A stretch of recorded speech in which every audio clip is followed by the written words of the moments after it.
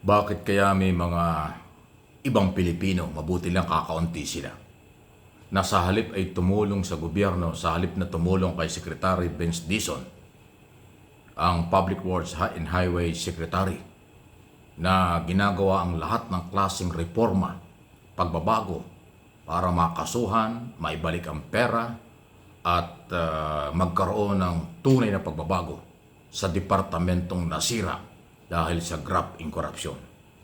Alam niyo kung bakit ko sinasabi ito?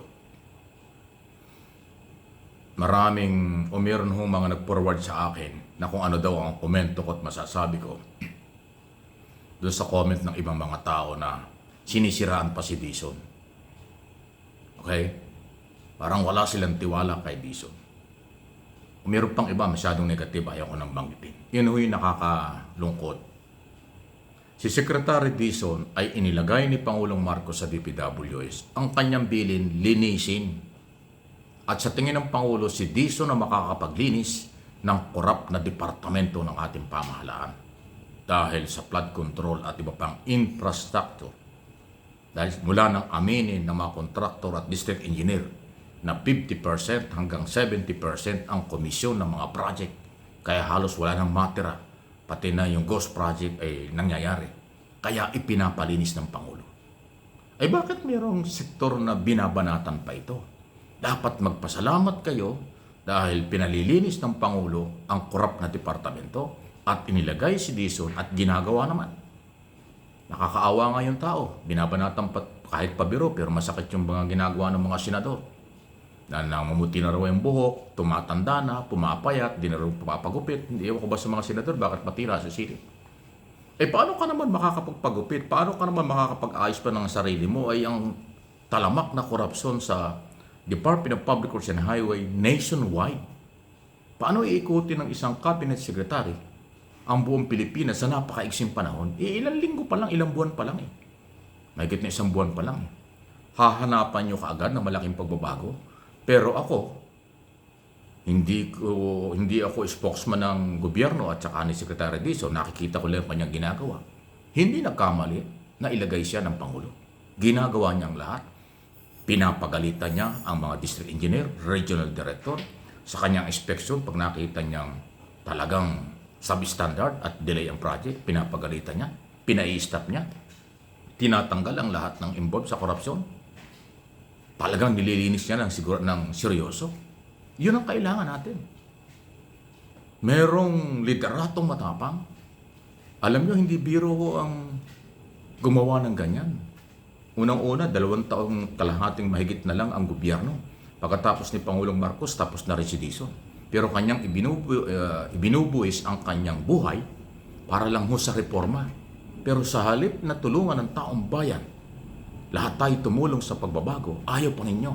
Kaya hindi ho malayo at hindi ko na ho pipigilin na yung mga tumututol at bumabanat kay Secretary Dizon, malamang involved kayo sa korupsyon.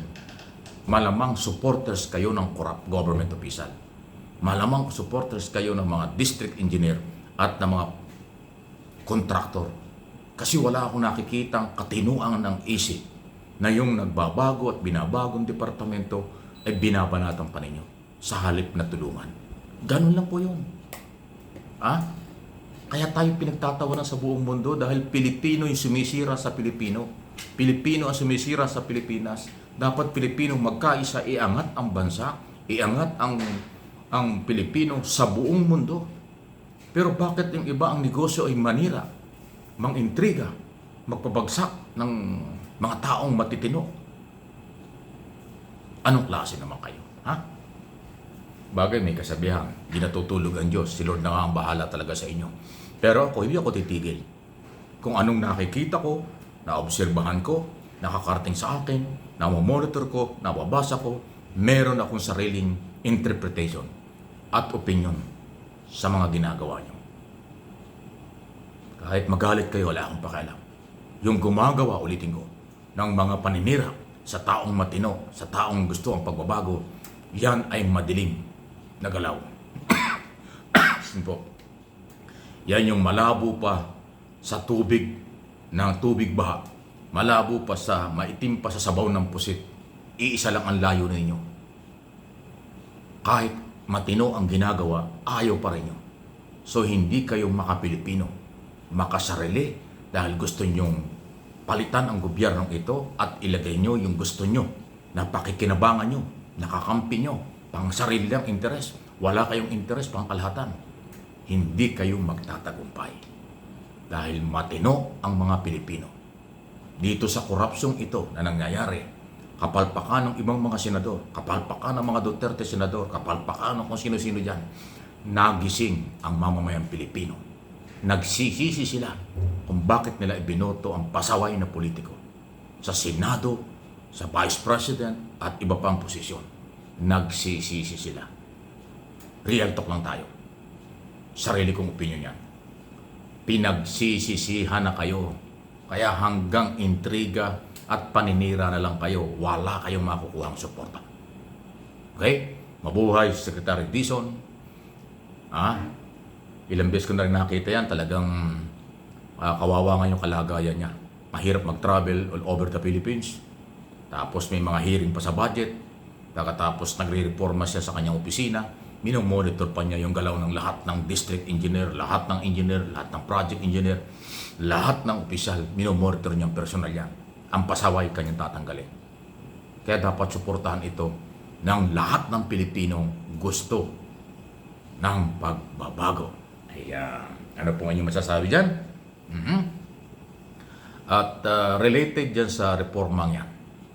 Ito pong budget for 2026. Malaki po ang nabawas. Malaki po ang pagbabago. Wala na yung talagang suntok sa buwan, malabong project. Malabong pagkakagastusan, hindi po pinayagan. Yan po yan. At saka itong expose tungkol sa graft in corruption. Wala pa mang nakukulong, pero malaki na naging tulong at magbabago. Alam bakit? Kasi yung mga corrupt na politiko, kontraktor, taga-gobyerno, natakot na yan. Kung meron makakaunti na yung gumagawa nito. Kasi hindi nga nagbibiro ang pag-iimbestiga at pagpapail ng kaso.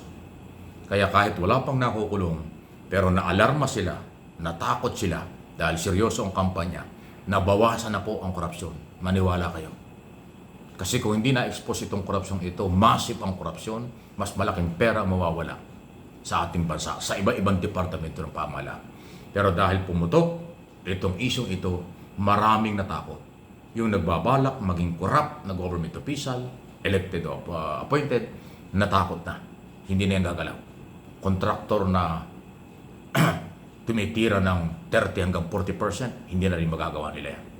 At wala na makikipagsabwatan sa kanila na mga engineer or head ng iba't ibang departamento at ahensya ng gobyerno dahil pumutok ang laban sa korupsyon. Yun ang isang maganda. Hanggat walang nakukulong, pero nakatipid na tayo. Ngayon pa lang, itong budget na ito, 2025.